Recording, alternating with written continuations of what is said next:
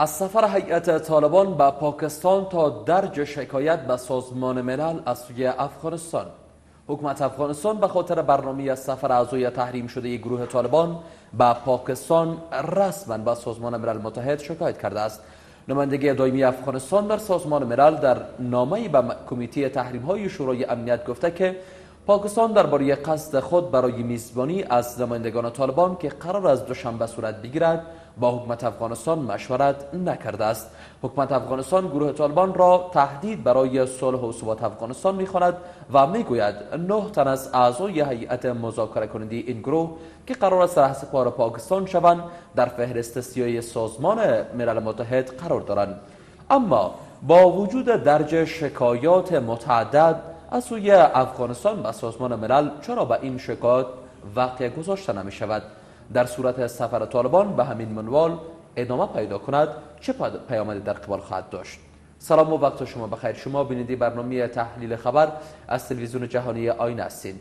برای بحث بیشتر روی همین موضوع، روی سفر طالبان که قرار است فردا با در اسلام آباد با پاکستانیان دیدار بکنن، بیشتر صحبت میکنم با آقای محمد ظاهر فورملی، استاد پانتون. آقای فورملی، درود بر شما، خیلی خوش اومدید. درخواست میخوایم بپرسم، با آنکه دفتر مشخص طالبان قطر مشخص هست، اما با آن هم طالبان سفرهای منطقه‌ای و سفرهای جهانیشان را در این اواخر بیشتر ساختند. فکر میکنین که این چنین سفرها با این چه است؟ بسم الله الرحمن الرحیم. در نخست سلامای خود خدمت شما و خدمت بیننده‌های محترم تلویزیون آینه و دستاندرکاران تحقیقی تقدیم می‌کنیم. سلام بر شما. طالبان یک گروهی خودجوش مردمی نیست که اینا اختیاراتشان، عملکردشان به دوش خودشان باشد. طبعا طالبان از طرف کشورهای منطقه، کشورهای دنیا مورد حمایت قرار میگیره و به نیابت از بعضی کشورها در افغانستان جنگ میکنن، با بعضی کشورها مخالفت و بعضی کشورها موافقت میکنن. تحرکات اخیر از اینا بر اساس دیکته کشورهایی که بالای اینا نفوذ داره انجام میشه. رفتنشان به مسکو که بر اساس دیکته کشورهایی که از اینا حمایت میکردن مثل انگلیس و مثل روسیه انجام شد و این که قرار فردا به پاکستان میشنوی هم به اساس فرمان یا دیکته یا گفته های کشور پاکستان است، کشور انگلیس است یا کشورهایی که حامیشان است مثل کشور روسیه. و پاکستان میخواد هدفی که در اینجا نشست میخواد دنبال بکنه و این است که یکی به دنیا و نمود بکنه که ما با طالبان هیچ گونه رابطه نداشتیم قبلا، مثل کشور روسیه، مثل کشور قطر، مثل نروژ، مثل چین، کشورهایی که از طالبان نشست‌ها را پذیرایی کردن یا میزبانی کردن، ما هم به منوال همون طور کشور از اینا میزبانی میکنیم به خاطر ترقی صلح در افغانستان. یک بحث گپ است. گپ دومی است که غیر مستقیم، چون چند مدت قبل رئیس جمهور افغانستان در مورد مظاهرات اخیری که در مناطق پشتونشین پاکستان رخ داده بود به خاطر دادخواهی حقوقشان حمایت کردن. حمایت از طریق توییتر یا حمایت معنوی است پیشان. یعنی میخواید که بگین که پاسخ اون حمایت را پاکستان هم چرا پاکستان میخواد غیر مستقیم، یعنی به نیابت دولت افغانستان با طالبان بیشتر گفتگو کنه. آقای فورملی، یک بحثی که حالا گروه طالبان که قرار است به پاکستان سفر کنند، 9 تن از اینها در شامل لیست سیاهی سازمان ملل قرار دارند. با وجودی که امروز رسما حکومت افغانستان از این ناحیه به سازمان ملل شکایت کرده، چه فکر میکنید چرا واکنشی را از سوی سازمان ملل متحد شاهد نبودیم؟ چون که خلاف اون راهبرد سازمان ملل اینا کار میکنن. طرف‌هایی که با طالبان میشینن کسایی هستند که اونا دست بالا در سازمان امنیت بین‌المللی هم دارن، در سازمان ملل متحد حتی در میان طالبان بلکه مثل امریکا. قرار است که فردا 3 گروهی که طالبان را ساخته بودن، همون 3 گروه با هم بشنن. محمد بن سلمان احتمال زیاد شد بشنه با طالبان، عمران خان از پاکستان و زلمه خلیلزاد از امریکا. 3 کشوری که طالب را ساختن فردا به گمان و غالب و به احتمال خیلی خیلی قوی که می 3 گروه میشه با طالبان مذاکره میکنن و این 3 مملکت، ببخشید 2 مملکت، امریکا یا پاکستان، بالاخص امریکا در سازمان ملل متحد یا در سازمان امنیت بین الملل دست فوق العاده بلند دارن. هر چیزی که اینا بگن یا هر فرمانی که اینا بدن نفی نمیشه. به او اساس چون با فرمایش امریکا برنامه تحریری میشه، با فرمایش کشورهای مقتدر دنیا تحریری میشه، به او اساس چی میشه؟ گپ افغانستان یا پیشنهاد افغانستان کم شنیده میشه. اما آقای فورملی اینجا نگرانیش آقای رئیس جمهور اسبق آمده کرزی همچنان ابراز داشته که گفته تحت نام صلح کشور پاکستان باز هم میخواد که افغانستان را زیر نفوذ خود داشته باشه. فکر میکنین که این چنین حالا موضوعگیری های طالبان و همچنان اینکه کشورهای منطقه به خصوص آمریکا، ایالات متحده، پاکستان اینا با طالبان نشست و برخاست ها رو برگزار میکنن، چقدر میتونه که پیامد خوشبینانه برای صلح افغانستان باشه و چقدر میتونه که بر تشنج افزای بحرانی افغانستان بیشتر بیفزاید؟ خب پاکستان امروز نیست که مداخله میکنه در افغانستان. پاکستان جمع دیگه کشورهای همسایه ما و کشورهای منطقه و کشورهای دنیا از دیر مدت است که در امور داخلی افغانستان دخالت میکنن، بالاخص پاکستان زیاتر. این شکایت که ما امروز از پاکستان میکنیم که پاکستان به واسطه صلح هم میخواد در افغانستان مداخله کنه، این شکایت بسیار قدیمی کهنه است، به خاطر که یک وقت از آدرس جنگ بود، یک وقت از آدرس صلح است، یک وقت از آدرس فرهنگ است، از هر آدرس میخواد. پیامدش به افغانستان مناسب نیست، خوب نیست. وقتی که دولت افغانستان به رسمیت تمام دنیا دولت افغانستان به رسمیت شناختن و دولت است که مشروعیت داره با اینا مذاکره نمیشه، با کشور بیرونی مذاکره میشه، این پیامد به طالبان خوب نداره، پیامد مناسب نداره، مثبت نداره به مردم افغانستان. از بابت از اینکه نه پاکستان صلاحیت اجرایی از این داره که باز خواستای طالبان را در افغانستان پیاده بسازه، نه طالبان صلاحیت اجرایی از این داره که باز خواستای پاکستان یا کشورهایی که با اینا مذاکره میکنن در افغانستان پیاده بسازه. مثل که در اجنده فردایشان موضوع تجارت است، موضوع روابط است، موضوع مهاجرت دیگه پاس، اینا از حیطه صلاحیت طالبان فراتر است. طالبان یک بخش کوچک است از زمین افغانستان، بعض جزایر خیلی کوچک تحت تسلط خود دارند. اما مشروعیت و این چنین کار پاکستان که حالا از طالبان دعوت به عمل آورده به نحو دخالت در امور افغانستان شمرده میشه، با آنکه ایالات متحده آمریکا متحد بر این بود که به کشورهای دیگر اجازه نمیده که در امور افغانستان دخالت داشته باشه. حالا با این پاکستان شانه به شانه آمریکا میره مذاکرات رو به پیش میبره. نفس پیمان امنیتی در اینجا چه معنا میده؟ سیاست دو منبع داره، یکی سیاست گفتاری است، یکی سیاست کرداری است. در گفتار یک نوع بیان میشه علم سیاست، اما در کردار دیگر عمل میشه.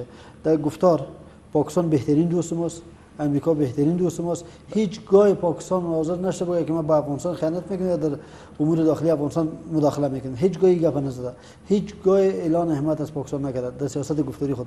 اما در کرداری میبینیم برعکس، جایی که منافعشون ایجاب کنه اون کارو میکنن. امریکا هم حاضر قیاس، امریکا هم از این فرمول فارغ شده نمیتونه. امریکا هم هر جای هر کاری که به نفع کشورش باشه، به نفع منافع ملیش باشه او کار انجام میده، جایی که نباشه باز نمیکنه، کار انجام نمیده. پس با این سیاست کرداریشان حتی ایالات متحده آمریکا را اینا اخفال کردن. ایالات متحده آمریکا هم بدون از تا جایی که یا در هر مذاکره‌ای که میشن تا منافع خودش تامین نشده باشه با کسی دیگه منافع نمیده. طبعا وقتی که در پاکستان میشینن مذاکره میکنن یا پاکستان میخواد در صلح افغانستان پروسه صلح افغانستان چک بسازه، منافع امریکا هم داخل است. اگر داخل نمیبود یک بحثی که اینجا به پیش میاد، آیا واقعا محور این نشست را بحث صلح افغانستان تشکیل خواهد داد و هم ایجاد بروک بر علیه شرق، بر علیه کشور ایران، چین و روسیه؟ طالبان ظرفیت عزیز را نداره، پاکستان قدر ظرفیت بزرگ نداره که بتونه یک بلوک بسازه در برابر غرب، در برابر روسیه یا در برابر بعضی کشورهای دیگه. و این طالبان عزیز ظرفیت برخوردار نیستن.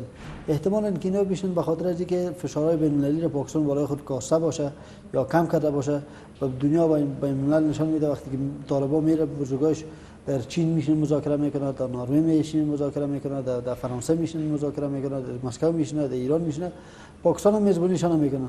به خاطر از اینکه حسن نیت خودشون به نحو بتون نشان داده و عقب حسن نیتشان اون مداخله جواب مداخله رئیس جمهور افغانستان در امور داخلی پاکستان است که در مظاهرات چون دو بار سه بار که در یک سلسله تشنجات بر ضد دولت پاکستان دقیقاً به نفع مظاهراتی که به ضرر دولت پاکستان بود افغانستان از حمایت کرد.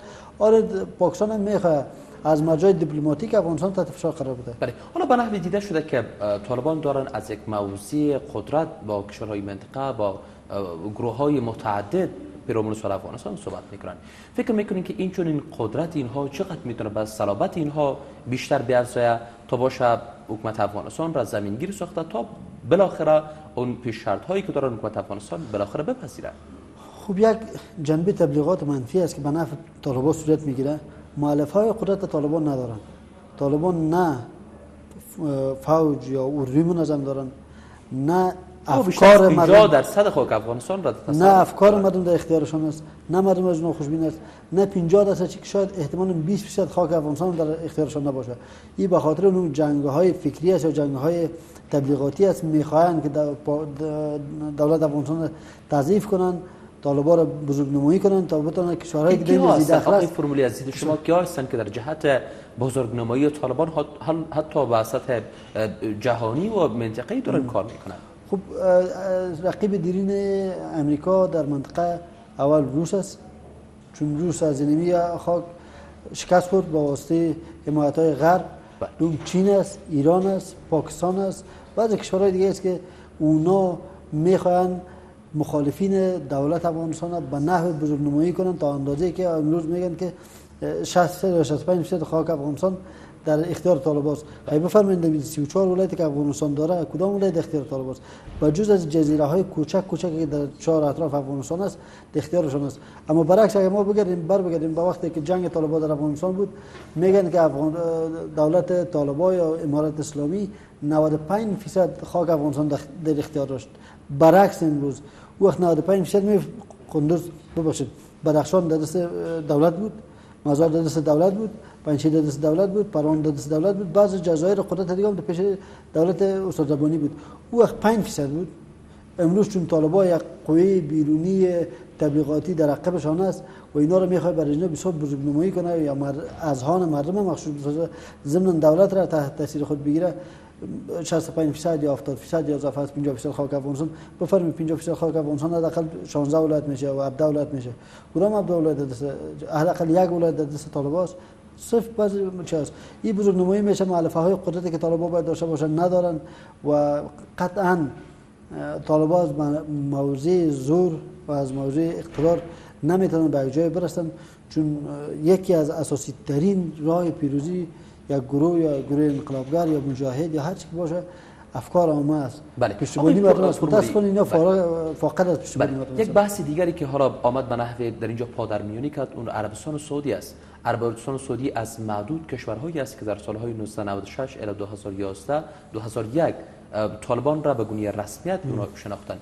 فکر میکنید در اینجا سهم عربستان از بحث صلح و جنگ افغانستان چگونه میتونه سود بر خود؟ خب عربستان یک شریک منطقه‌ای و شریک آسیایی امریکا است و کشورهای بیشتر متمایل به طالبان به فرمان امریکا کار میکنه. اگر امریکا برشان بگن که با طالبان ایجاد کنیم، مثل قبلا برشان گفت پول امکانات از عربستان بود، افراد از پاکستان بود، ایده هم از امریکا بود، طالبان ساخته شد. امروز اگر برشان بگه که منابع مالی را بالای طالبان قطع کنیم، طبعا قطع میکنن. و عربستان قسمی که دیده میشه میخواد که از موضوع افراطیت کم کم دور شود و نمیخواد دیگه پولهای خود را به طالبان یا به کسایی که بر ضد منافع امریکا جنگ میکنن به اونا بدن، چون امریکا و عربستان سعودی یا شاههای عربستان سعودی در یک موضوع مشترک با منافع مشترک قرار دارند. اصلا مشخصا آقای فورملی، حالا چند قبل گزارش‌های همچنان وجود داشت که عربستان قصد این را داره که سربازایش در افغانستان بفرسته.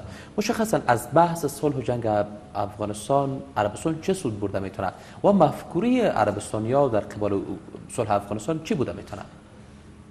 یک موضوعی که اونا میتونن از جنگ افغانستان سود ببرن، یک سلسله افراد اشخاص افراطی یا افراد اشخاص احساساتی که در میان خودشان هست و اونا تهدید احساس میکنه بر خودشان، اونا را به حیث سرباز در صفوف طالبان یا در صفوف کسایی که در افغانستان میجنگن بر ضد دولت در صفوف اینا به نام جهاد بیارن تا اونا از دردسر بیغم شوند. یک مجلس و مجال دیگه شمی که موضوعات اقتصادی است، موضوعات منافع بزرگ منطقه ایشان است. سپاسگزار است. پس از یک میان برنامه کوتاه دوباره برمیگردیم.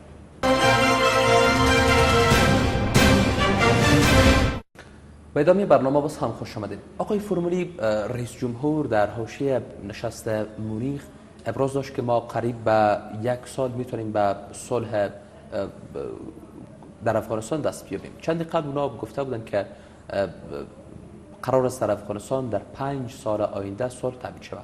فکر میکنید حالا این تقلیل زمانی بر رئیس جمهور که در نشست مونیخ ابراز داشت واقعا برای بیانگر چه است؟ چگونه از کدام منظر آمد مدت زمان صلح را کمتر ساخت و بالاخره به مردم افغانستان و جهانیان این را مشت داد؟ یک سلسله فشارهایی که بالای رئیس جمهور آمد از آدرس از اینکه اداره موقت میایه و نمیفهم حکومت منحل میشه و انتخابات واگذار میشه به دور بعدی، از این آدرس در رئیس جمهور افغانستان و دولت افغانستان تحت فشار افکار عامه و تحت فشار افکار بین‌المللی قرار گرفتن. به او اساس اینا قبلا گفته بودن در سوئیس که ما میتونیم با 5 سال ما خودم افغان‌ها صلح را تامین کنیم.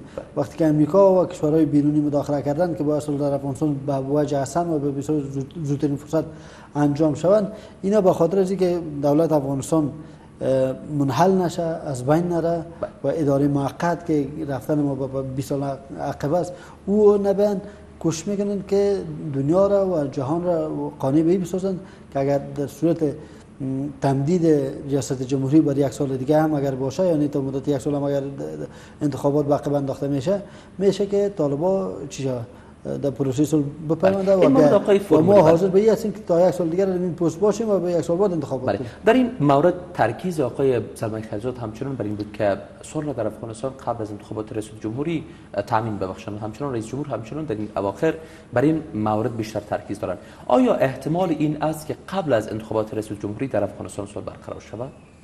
در افغانستان 40 سال جنگ است، خصوصا 18 سال اخیر جنگ خانم منصور و بسیار تنگاتنگ بوده، جنگ بسیار شدید. احتمال از اینکه در ظرف 6 ماه، در ظرف 5 ماه یا در ظرف 4 ماه صلح در افغانستان تامین شود این بسیار بعید است، به خاطر از اینکه جنگ افغانستان جنگ داخلی نیست، جنگ دو تا هموطن نیست که سلاح گرفته باشه جنگ کنند، جنگ بیرونی است. کشورهای منطقه، کشورهای بیرونی در جنگ دست دارن، منافع خودشون رو جستجو میکنن تا زمانی که منافع اونا تامین نشه یا به یک وجه اونا قناعت نکنن که به سربازا یا گروهایی که تحت فرمانشون است به اونا هدایت ندن که جنگ نکنین تا منافع اونا تامین نشه، تا وقتی که قناعت اونا میکنه یک مدت زمان میگیره. بعید است که یعنی دور از انتظار است که ما بگوییم قبل از ماه سرطان که قبل از انتخابات است صلح در افغانستان پیدا شود. احتمالاً که بعضی گپای پیشرفت صورت بگیره اما به زودی نمیاد. از جمله موضوعاتی که رئیس جمهور غنی در نشست دوم کابل همچنان پیرامون از او صحبت داشتیم که طالبان را میپذیرند در بدنه حکومت افغانستان و طرح تعدیل را برای اطلاع بر قانون اساسی اینا به طالبان پیشکش کردن، حذف اسامی طالبان از لیست سیاسی سازمان ملل. حالا چی فکر میکنین؟ حالا بیشتر نگرگاهایی بر این مبنا وجود داره اگر ایجاد حکومت موقت را رئیس جمهور طرحش بپذیره بالاخره میشه به این بنبست ها نقطه پایان بخشید. آیا از دید شما طرح ایجاد حکومت موقت میتونه بستر جنگ از افغانستان برچینه و بالاخره ما به 8 سال قبل نخواهیم رفت؟ اداره موقت تجربه تلخ است که مردم افغانستان بار انجام داده. وقتی که دکتر نجیب سقوط کرد و کشته شد، حکومتش منحل شد، گفتن یک اداره موقت میاد و مردم میاد و حکومت است، نظام است، همش تکان نمیخوره و با برجا میمونه، اما نتیجه دیدیم که در مملکت به بحران رفت تا 2001. رئیس جمهور از این مورد همچنان نگرانی داره. 2001 آمد کرزی آمد، اداره موقت جور شد، اداره انتقالی جور شد، یک مسیری که باید افغانستان پیمود در ظرف 18 سال تا اینجا رسید. اینا رو اداره موقت ساختن، دوباره رفتن ما با 20 سال عقب است. ولی دوباره باید ما پس بریم در سال 2000. نه وقت باز کسی از کسی فرمان میبره، نه قانون تطبیق میشه، نه کسی به شکلی که امروز همه یا یک بخش از مردم مطابق به فرمان قانون حرکت میکنن یا مطابق به اصول یا منافع ملی بزرگای ما پابند هستند. با وقتی که اداره موقت شود، رئیس اداره موقت بیاید با صلاحیت‌های امروزی که رئیس جمهور برخوردار است نیست، پارلمانی که امروز است وقت نیست، بعضی ارگان‌های بسیار قوی که امروز است و باز چی کم میشه یا ضعیف میشه. وقتی یک نوع حرج و مرج یا نوع بدبختی در افغانستان رایج میشه یا پیدا میشه، هیچ کس نمیتونه تضمین کنه که در افغانستان ما با جنگ نمیشه. در فرجام برای این که بستر جنگ از افغانستان برچیده شود، حکومت افغانستان چگونه قیمت را بپردازه که بالاخره در افغانستان صلح تامین شود؟ مردم افغانستان از سالها قبل داد میزد و میگفت به دولت افغانستان که لطفاً دنیا تا شاهد نیست، شاید یک مورد یا دو مورد در کل تاریخ دنیا که صلح به اساس گفتگو و تضارب آمده باشه. صلح وقتی که جنگ است، جنگ ختمش با واسطه میل تفنگ است. هر میل تفنگ که بلندتر باشه، نه هر قدرت برتر. وقتی که ما صلح میخوایم، صلح نه به عذر میشه، نه بازاری میشه، نه به امتیازی میشه و هیچ چیز نمیشه. اگر میشد صلح میشد، مجاهدین با دکتر نجیب صلح میکردن. این پیشنهادی که رئیس جمهور چند قبل به طالبان کرد، این پیشنهاد دکتر نجیب با مجاهدین کرد. مجاهدین خودشان مقتدر دانستن، نکردن کار، صلح نپذیرفتن. این گپ سر طالبان است. یک مجرا داره، فقط زور. دولت افغانستان اگر قدرت داره، اما دولت افغانستان میتونه بجنگه، منظر تضرر با طالبان دارن به پیش میرن. بالاخره چه تضمینی وجود داره بعد از اینکه با طالبان ما الحاق شوند طالبان با حکومت افغانستان، در نتیجه باز هم جنگ شلوار نخواهد شد؟ در افغانستان یا دولت افغانستان از دریچه تضرر و عذر پیش رفته نتیجهش منفی است. تا امروز هر باره که ندای صلح از طرف دولت افغانستان یا مردم افغانستان به طالبان گفته شد، طالبان رو به میل تفنگ جواب دادن. برعکس وقتی که اگر دولت افغانستان از موضوع قاطعیت و موضوع جدیت یک تعریف مشخص از دشمن داشته باشه پیش شود، ان شاء الله که صلح میاد.